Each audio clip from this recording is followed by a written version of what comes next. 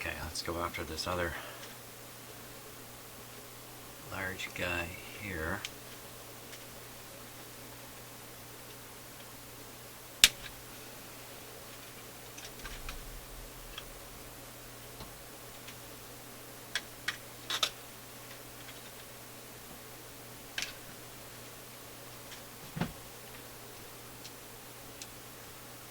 Hey, they're not the same size. Oops. Good shot. Sorry about that. They're not the same size. They're not both .05s.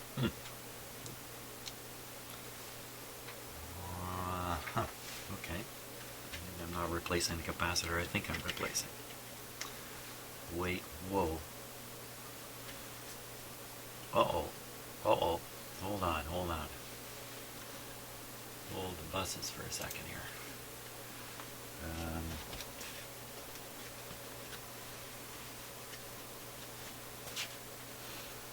C4, both 400 volt capacitors. Should be two identically sized. Well, maybe it's been replaced already by this. Okay, so this one I just took out, this slightly smaller one, I'm going to have to identify it on the schematic to get its size right. It's going from, okay, this is ground, and this, let's see, it looks like a 47K resistor right here. This would be pin 1, 2, 3, pin 3 on this tube. It's going to turn out to be that capacitor. Pin 3, could be this one. 6A7.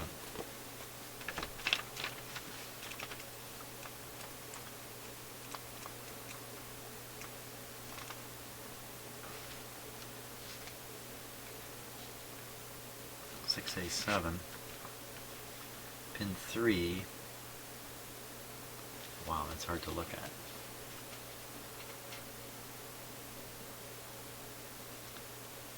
Pin 3 is G3 and G5, which are the suppressor grids.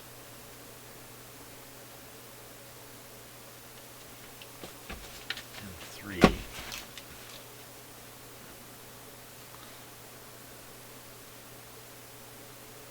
Hey, this isn't adding up.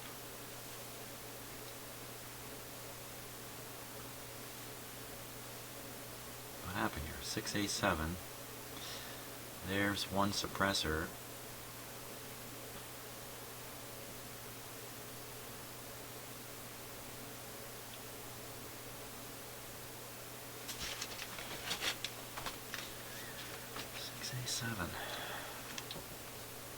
So this shows an internal connection between the two suppressors in the book here. You hook up to pin 3, you're hooking up to two grids. Grid 3 and grid 5. They're showing 1, 2, 3, 4 grids. Fifth grid is not shown.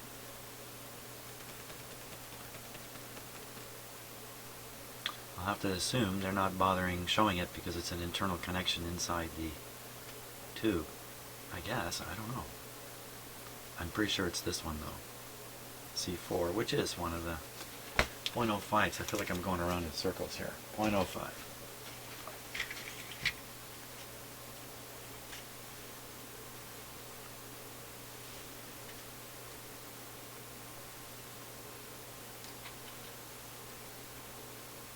What if it's actually a .01 and I'm sticking a .05 in?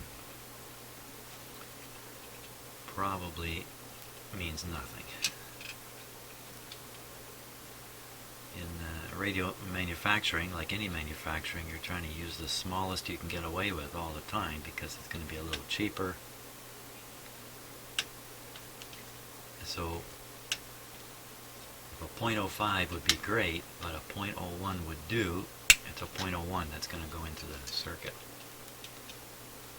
You know, unless the warehouse is full of .05s. You got to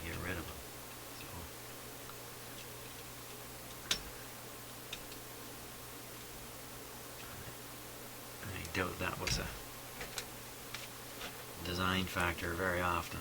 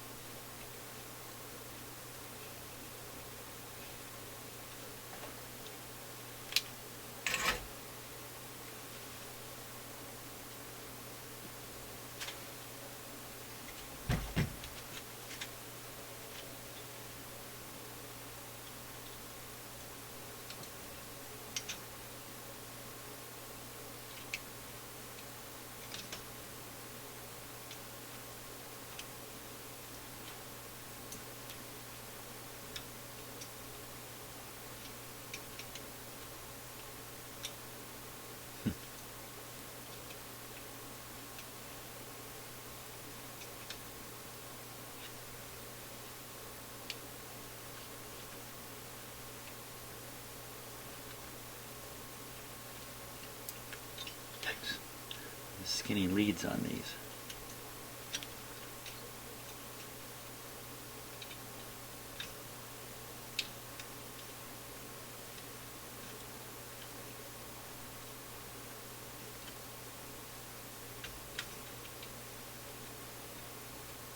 Not getting anywhere here.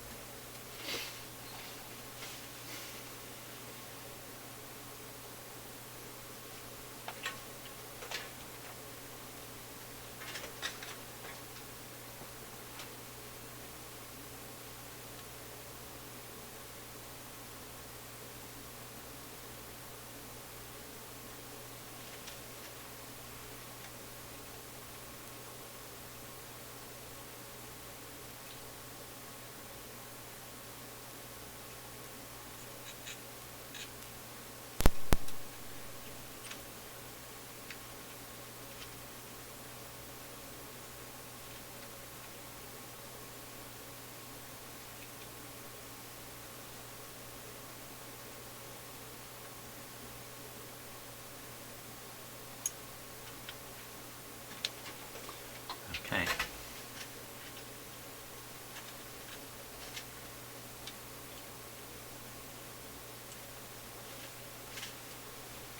Now, am I leaving behind one of the capacitors that I was anxious to get? Let's verify that here.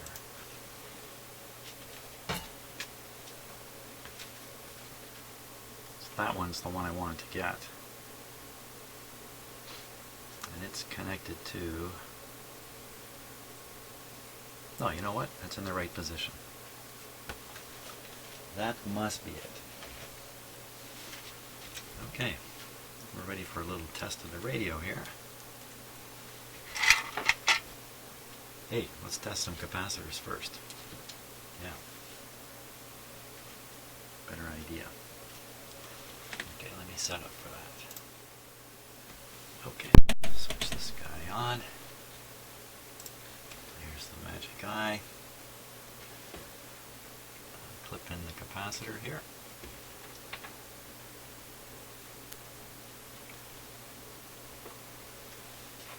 Okay, we're all set again. Like you can see what it says right on there. Closed shadow indicates excessive leakage. Okay, so we're on the leakage setting. There we go. There's the shadow down there. we go on the test. Very leaky. That's 25 volts, and it really didn't even open.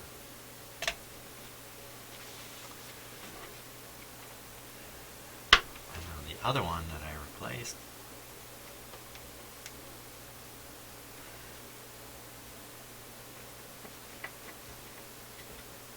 okay, here we go, 25 volts. It's a junker. Now just to calm my mind here, this is a brand new capacitor I'm going to put in the tester here. Okay, just for comparison, this is 25 volts, 150 volts, 250 volts, 350 volts, 450 volts. So that's what a brand new non-leaky capacitor looks like. That's the idea, just to give you some kind of comparison there. Good for me too to see that once in a while. So we certainly are pulling out bad acting capacitors here. That means I'm completely on track. Yeah, see that chunk of track there? Looks like railroad track. That's actually from a streetcar system in Toronto. A friend of mine gave me that chunk of track. I ended up finding something useful to do with it. Okay. There we are. I think we're ready to test now. There's one more here. This one here. Just hang on a second. Hold on. Stop the buses again. Stop the streetcars. This guy's connected right to the volume control slider pin. Wow, is that ever hard to make out on the schematic?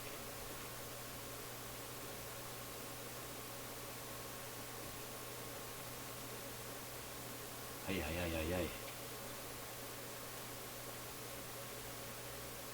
But often, if you have a leaky capacitor there, you might have trouble too.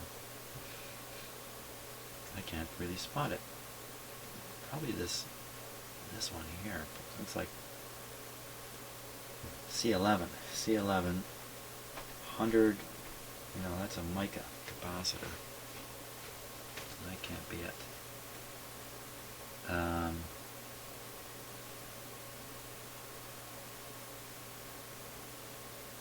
Huh.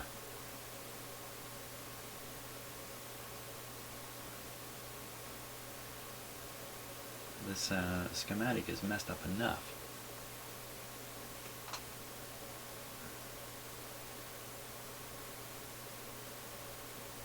Well, let's see. R4 is really what we're looking for. So that's R4. So there's the slider. There's the capacitor. It's kind of turned into a blob on the schematic. C17 is a 0.01. Okay, so C17, and why would we be concerned about that? You see the signal's going right to the grid here. And this capacitor, there's one side of the volume control resistor is grounded. The other side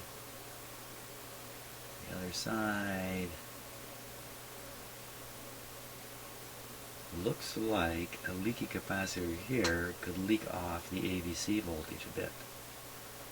That's what it looks like to me. So let's do that one too. Why not? All the other ones have been leaky. Let's get rid of this guy. These style of capacitors are known for leaking. They look nice, but they're lying. Okay, so we'll take them out here. And if the capacitance of this capacitor is messed up,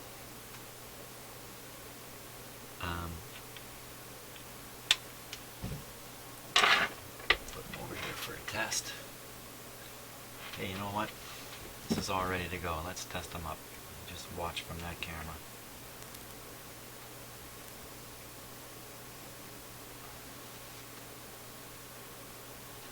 Okay, 25 volt test. You may not be able to see the eye from there.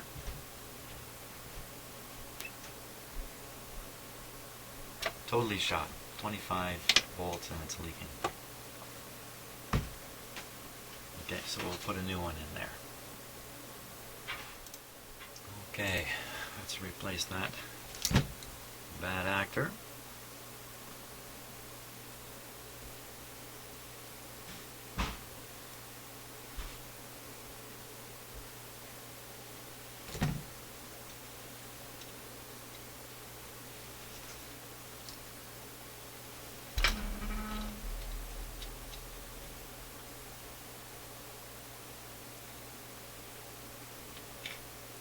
I left the brightness adjusted low on my camera. It may take a minute to fix that.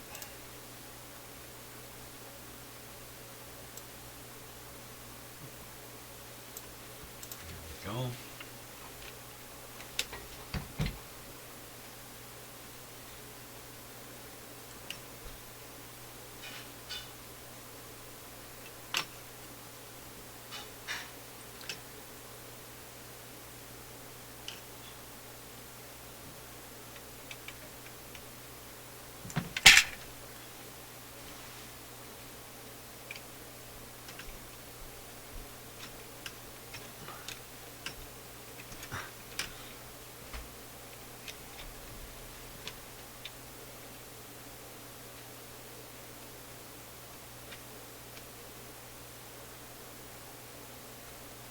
Looks simple in the camera. There we go. Sometimes it's actually very awkward for me. Okay. Let me just solder these.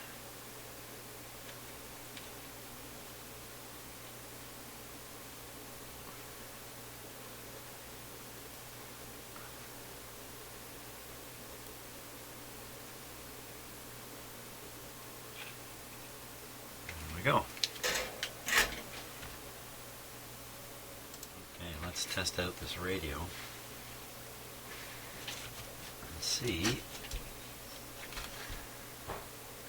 Well, I better leave it tipped up because I'm going to want to read the grid voltage of the output tube,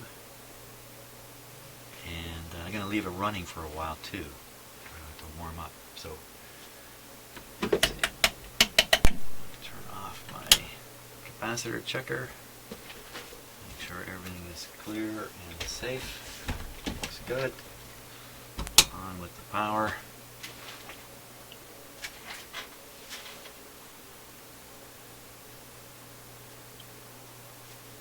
Down with the volume. On with the antenna.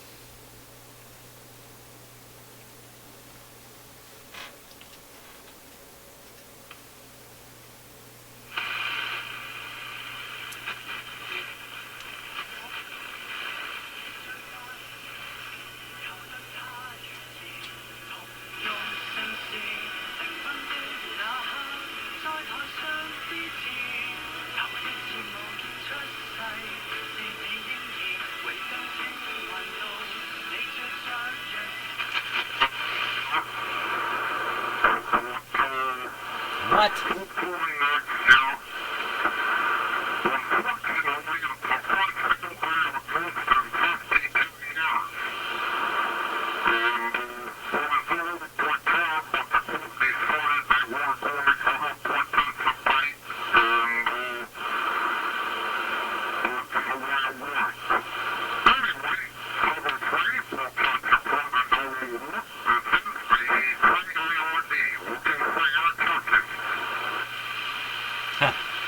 How do you like that? So that's a ham radio operator who lives about 300 meters from here, if even that. And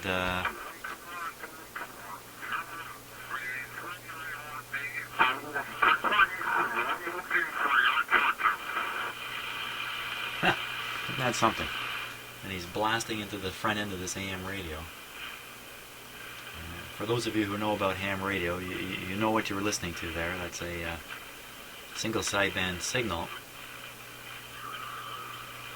You're not supposed to hear that on this radio for three or four different reasons. Here it is. Speculation for a while that those two would be the first casualties of the Leafs rebuild, but speaking on Sportsnet 590 The Fan this morning, Don Cherry isn't convinced. They're not getting traded. I mean, first of all, you wouldn't get fair value for them right now. They're going to give Babcock a chance with these guys. He has a knack of turning guys around and straightening them out. Yeah, great stinks because you can't listen to Canadian radio without hearing something about hockey. In shape, not joking about only skating a handful of times, and for years, Babcock dealt with top-level defensemen on Detroit like Nick Lidstrom, Nicholas Kronwall, and Brian Rafalski. Oh, and Cherry wasn't happy with the Leafs at the draft as well. Unbelievable. I just couldn't believe they took 5 Europeans. But he's cool with Mitch Marner, or Mariner. It's like a sitcom. Minus 9 volts now. You remember what it was? It was minus 2 before he changed that capacitor. At Porter, we know it's important to arrive relaxed at Mont Tremblant. Whether you're traveling with kids excited to go ziplining, canoeing, water sliding, horseback riding, swimming, or mountain biking, or a spouse who wants to golf, play tennis, go for a heli tour, then get in another round, just thinking about it puts you in the mood for Porter's relaxing service to Mont Tremblant in the Laurentians of Okay, so I'm going to leave that. Let's see, it's 10:10. Porter. I'm going to leave that running for a while. Now, the 680 Years Info gas price update. The price is expected to drop by a cent at midnight to an average of $1.18.9 a liter at most GTA stations. That's still too expensive. 10:10. The dew is over. Out of the play. Well, He did take the guy to... Okay, so that's 20 minutes this radio's been operating here, as you can see from the clock. And I can tell you, I put my hand on the transformer. You know, it's now in the range of what I would call pretty normal. I mean, these things are not going to be perfectly cool. 36 degrees. Perfect. So the real salvation here is not so much saving the transformer. It's saving the output tube. Almost certainly the problem here was the output tube was conducting way more current than it needed. Quiescent current. And so, you know, let's call that blocking capacitor the silent killer, because that's kind of what it was doing. The output tube not going to last forever with that kind of current beating it up all the time. It's literally running hot, running too hot. Too bad I didn't measure the tube. Ah, darn it, I missed a big opportunity. I should have measured that tube temperature and then compared it to what it is now. But hey, no question, radio's working well. Ready to go back in the cabinet. Hey, thanks for watching.